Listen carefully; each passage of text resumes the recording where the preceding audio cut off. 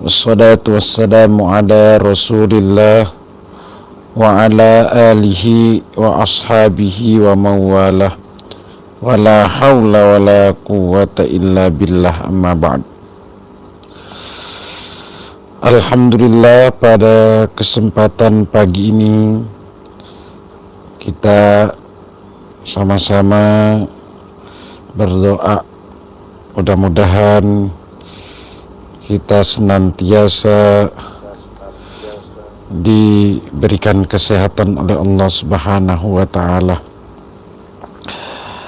Pada kesempatan ini saya wabil khusus ini akan membahas tentang hukum nikah berbeda agama dalam kajian tafsir, karena supaya nanti ketika ada seorang muslim suka dengan seorang non muslim, ini bisa terjaga kehormatannya. Maka untuk itu wabil khusus kita sendiri yang menjadi seorang muslim, agar kita menghindari segala sesuatu yang dilarang oleh Allah Subhanahu wa Ta'ala. Ini saya akan buka dalam kitab tafsir Marahul Labid li Kashfi Ma'nal Qur'anil Majid, ini karangan Syekh Nawawi Al-Bantani, tentang masalah hukum nikah berbeda agama. Baik, pertama ini nanti di dalam Al-Quran dulu kita akan lihat konteks bahwa nikah berbeda agama itu dilarang, diharamkan oleh Allah Subhanahu wa Ta'ala. Kita buka nanti surat Al-Baqarah 221. Maaf, di surat Al-Baqarah ayat 221. Saya bacakan ayatnya. Bismillahirrahmanirrahim. Wala tankihul musyrikati hatta yu'minna. Di dalam ayat ini, surat Al-Baqarah ayat 221, Allah berfirman, wala tankihul musyrikati hatta yu'minna. Wala tankihu, jangan engkau wahai laki-laki menikah, al-musyrikati, kepada perempuan-perempuan musyrikat, hatta yu'minna, sampai perempuan itu beriman kepada Allah. Konteksnya ini sebenarnya ini umum sekali, karena Al-Quran ini memakai kata-kata musyrikat. Arti musyrikat itu ini umum. Orang yang menyekutukan Allah namanya musyrik. Orang yang menduakan Allah itu namanya musyrik. Orang yang punya Tuhan selain Allah itu namanya musyrik. Maka haram kita umat Islam nikah kepada perempuan-perempuan musyrik. Artinya dalam tafsirannya dikatakan wala tatajawwazul musyrikati billah illa ayyuminna billah. Engkau jangan menikah kepada perempuan-perempuan musyrik sampai dia beriman kepada Allah. Maksud beriman itu dia mengucapkan 2 kalimat syahadah. Jadi di sini jelas bahwa laki-laki muslim haram nikah kepada non muslim. Makanya kalau seandainya masih saja ada perdebatan tentang masalah boleh orang muslim nikah berbeda agama, entar dulu, yang maksud beda agama yang mana? Karena memang gini, agama yang turun dari Allah, agama yang turun dari Allah itu hanya Islam. Al-Quran mengatakan inna dina indallahil Islam, gitu. Nah, kemudian bagaimana tentang masalah persoalan orang yang punya kitab, tentang persoalan orang yang punya Taurat, Injil? Ini insya Allah nanti itu masalah ikhtilafiyah. Tetapi ayat ini jelas Di sini kata Syekh Nawawi Al-Bantani dalam kitab Tafsir Munir atau Marahul Labib dikatakan, hada maksurun ala ghairil kitabiyah. Ayat ini difokuskan, diringkas atas selain kitabiyah. Artinya bahwa kalau dia itu punya kitab Taurat, tapi Taurat yang diturunkan oleh Allah, Injil, tapi Injil yang diturunkan oleh Allah, bukan Injil yang cetakan manusia, bukan Injil yang dibikin oleh manusia, maka itu masih ikhtilafiyah dalam istilah mazhab, baik mazhab Syafi'i, nanti baik mazhab Maliki dan sebagainya, yang 4 mazhab. Tetapi kalau non-muslim sekarang, maka ini kitab-kitab yang hari ini dipegang, wabil khusus agama-agama yang ada di Indonesia, itu bukan kitab samawi, bukan kitab yang turun dari Allah. Injilnya Injil yang dibuat oleh manusia. Maka ketika Injil yang dibuat oleh manusia, atau gampangnya agama-agama selain Islam di sini, maka haram kita nikah kepada orang selain Islam. Makanya dulu saya lihat di TV One, ini ada perdebatan antara MUI yang pembicaranya Kiai Khalil Nafis dengan dosen UIN. Nah, ini sebenarnya dengan tafsir ini cukup sebenarnya. Marahul Labid li Kashfi Ma'nal Qur'anil Majid cukup. Dengan tafsir ini karangan Syekh Nawawi Al-Bantani cukup, bahwa ini kayaknya dosen. Artinya di sini sudah jelas bahwa nikah kepada orang non-muslim yang beda agama haram. Di sini sudah jelas hada maksurun ala ghairil kitabiyah, gitu. Bahwa di sini itu ayat wala tankihul musyrikat hatta yu'min itu memang difokuskan kepada selain kitabiyah. Artinya kalau sekarang agama-agama yang diakui di Indonesia itu berarti bukanlah kitabiyah, maka laki-laki muslim haram. Jadi sudah tidak perlu lagi kita berdebat tentang masalah bolehkah kita nikah berbeda agama. Ini nanti kalau ini ayat ini saya panjangkan, kenapa ada alasannya sampai Allah kemudian ayat ini diteruskan. Kata Allah, wala ammatum mu'minatun khairum min musyrikati walau a'jabatkum. Maka amat yang mukmin itu lebih baik daripada perempuan yang musyrik, sekalipun ternyata dia itu membuat engkau kagum. Jadi sekalipun, mohon maaf gitu, perempuan-perempuan non-muslim cantik-cantik, perempuan-perempuan non-muslim itu katakan, wah bahenal-bahenal, ya haram. Tidak boleh orang muslim nikah kepada non-muslim. Ini ada Najib Abdul Qawi, bismillah, semangat dalam jalan hak. Ya, mudah-mudahan teman-teman yang di sini jangan lupa di-subscribe. Insyaallah nanti saya akan buat kajian-kajian. Yang mau bertanya silakan. Kalau ada yang mau bertanya tentang masalah fikih dan sebagainya, insyaallah nanti saya jawab. Jadi di sini jelas ya. Tidak perlu lagi kita berdebat kalau seandainya ada orang yang mengatakan boleh non-muslim itu nikah kepada muslim atau muslim nikah kepada non-muslim.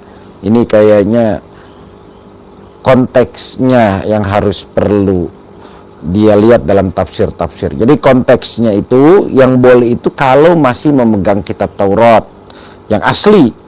Kalau masih memegang kitab Injil yang asli, itu masih ada ikhtilaf ulama. Tapi kalau hari ini non-muslim itu Injil yang ada bukanlah Injil yang diturunkan oleh Allah. Karena yang namanya kitab suci itu adalah kitab yang tidak ada investasi dari manusia. Quran disebut kitab suci. Kenapa? Karena Nabi Muhammad SAW tidak pernah menulis Al-Quran. Jadi yang namanya kitab suci ya tidak mungkin ditulis oleh manusia. Maka oleh karena itu kata Allah, sekalipun ternyata perempuan musyrik itu bagus, cantik, membuat engkau kagum, tetap jangan. Maka Kenapa? Sebabnya di dalam ini hadis ada tujuan yang luar biasa yang tersirat. Kenapa nggak boleh nikah kepada non muslim? Karena dikatakan di sini, ulaika yad'una ilan nar.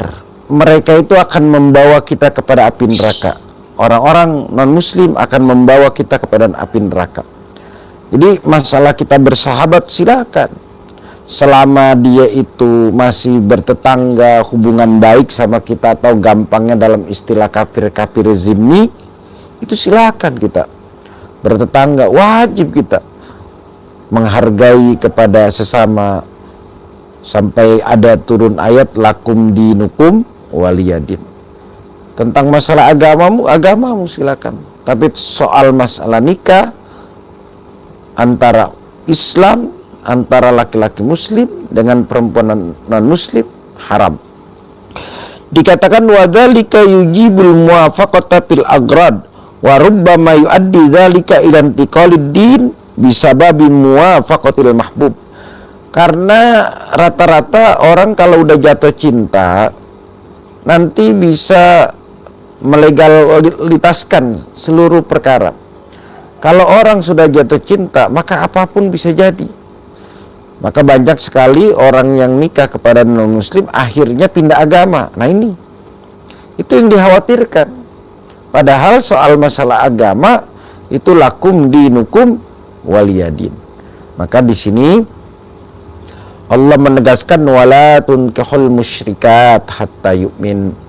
Jadi jangan, haram, cukup bahwa laki-laki muslim itu nikah kepada non-muslim hukumnya haram sesuai dengan Al-Quran surat Al-Baqarah ayat 221. Tidak perlu ada lagi perdebatan, bolehkah kita nikah beda agama. Yang ada, bolehkah kita nikah kepada orang yang masih punya kitab Taurat asli dari Allah, orang yang masih menganut kitab Injil asli yang dari Allah, bukan kitab yang dibuat oleh manusia. Tuh. Maka kata Allah, wallahu yad'u ilal jannah wal maghfirah. Sedangkan Allah yang akan menunjukkan kita kepada surga dan ampunan.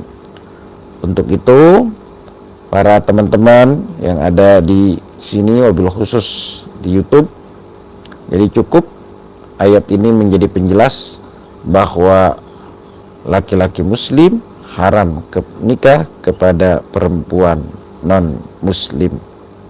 Karena pada dasarnya manusia itu dibuat secara berpasang-pasangan dengan mengikuti aturan. Kalau memang kita itu kitab suci sebagai pedoman, maka yang jadi pertanyaan, jangan sampai kita ingin ngikut nafsu kita tapi tidak ngikut aturan Allah. Al-Quran ini sudah ada batas-batasan. Silakan nikah sama siapapun, tapi jangan nikah dengan orang yang hari ini tidak pernah mengakui Allah itu sebagai Tuhan, yang hari ini tidak pernah mengakui bahwa Allah adalah Tuhan yang telah menciptakan. Maka kalau seandainya kita sebagai laki-laki muslim ingin mengikuti pelaturan Allah, maka syaratnya ikuti Al-Quran. Karena undang-undangnya Allah atau qanunus syar'i, undang-undang syariat itu ada di Al-Quran. Al-Quran melarang laki-laki muslim nikah kepada perempuan non-muslim. Kenapa? Karena dikhawatirkan orang yang sudah jatuh cinta akan melepas agamanya. Gitu. Maka dalam istilah-istilah lain dikatakan man ahabba syai'an fahuwa abduh. Gitu. Orang yang cinta terhadap sesuatu pasti dia itu jadi budaknya. Orang kalau sudah kadung cinta, kalau dia sudah cinta, wah kemana juga jadi terus. Maka banyak orang yang ternyata gara-gara cinta berbeda agama melepaskan agamanya. Berapa banyak fenomena di televisi, berapa banyak fenomena, mohon maaf, di dunia artis. Karena dia cinta, akhirnya nikah dengan beda agama, akhirnya melepaskan agamanya. Karena orang yang cinta itu akan seperti budaknya. Kapan saja, di mana saja dia disuruh pasti mau. Man ahabba syai'an fahuwa abduh. Orang yang cinta terhadap sesuatu, maka dia itu akan jadi budak. Sebagaimana kita cinta terhadap dunia, maka bisa jadi kita adalah budak dunia. Kita cinta terhadap harta, maka kita adalah budak harta. Kalau kita cinta terhadap Allah, ikuti aturan Allah, yakni lewat Al-Quran. Allah melarang laki-laki muslim nikah kepada perempuan non-muslim. Ini saja, mudah-mudahan manfaat, dan mudah-mudahan kita semua, mudah-mudahan bisa menjalankan Al-Quran. Tidak ada kitab yang lebih layak, tidak ada pedoman yang lebih pantas, dan tidak ada aturan yang lebih nikmat kecuali aturan Allah lewat lisan Allah, yakni Al-Quran. Untuk itu, jangan pernah kita mengingkari Al-Quran. Jalankan Al-Quran dengan baik, kemudian kita baca dan kita renungkan. Kemudian setelah kita renungkan, maka kita lihat isi-isi kandungan Al-Quran. Yang haram jauhi, yang boleh silakan laksanakan. Karena Al-Quran pedomannya umat Islam. Allah Subhanahu wa ta'ala seluruhnya yang ada dari Al-Quran itu pasti kemaslahatan untuk hamba-hamba Allah. Sering sekali, mohon maaf, kadang-kadang orang pembagian harta nggak beres gara-gara apa? Hawa nafsu. Yang ini pengennya segini, yang ini pengennya segini, yang ini pengennya segini, yang ini pengennya segini. Tapi Al-Quran ternyata luar biasa. Harta waris. Contoh lagi di Al-Quran, orang yang ternyata, mohon maaf, bila mana seandainya dia cerai, di Quran ngomongin iddah, supaya nanti anaknya ketahuan apakah anak ini dari laki-laki yang kemarin cerai atau laki-laki yang sekarang. Quran itu luar biasa. Quran menjadi pedoman umat Islam untuk mengajarkan kemaslahatan dunia dan akhirat. Maka dari sini kita kembali kepada konteks bahwa Allah melarang laki-laki muslim nikah kepada perempuan non-muslim. Ikuti Al-Quran, mudah-mudahan mendapatkan hidayah, petunjuk dari Allah Subhanahu wa ta'ala. Itu saja. Apabila ada kesalahan dan kekhilafan, mohon maaf. Kalau seandainya ada yang mau tanya, silakan komentar. Kalau seandainya nanti ada kekhilafan, ini datangnya dari kesalahan saya. Ilmu hanya milik Allah. Wa ma utitum bil ilmi illa qalila. Tidaklah diberikan ilmu kecuali sedikit. Jangan pernah sombong dengan ilmu, karena iblis itu orang yang berilmu. Tapi ilmu jadikanlah untuk kemaslahatan dunia wal akhirah, agar kita bisa selamat di dunia dan akhirat. Hadanallah wa iyyakum ajma'in. Assalamualaikum warahmatullahi wabarakatuh.